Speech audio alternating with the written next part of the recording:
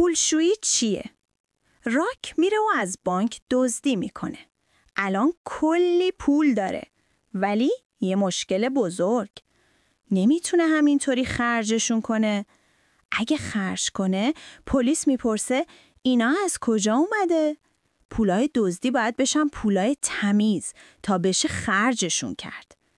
راک یه کافه کوچیک باز میکنه. در واقع روزی 10 تا کافه میفروشه، ولی میگه امروز 100 تا فروختم. بعد پولای دزدی رو میذاره توی دخل، طوری که انگار از فروختن کافیا به دست اومدن.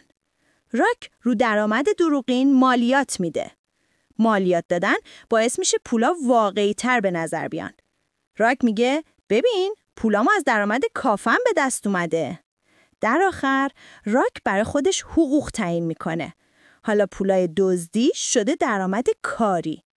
راک میره ماشین میخره، بلوط میخره، یه عالم خونه درختی میخره.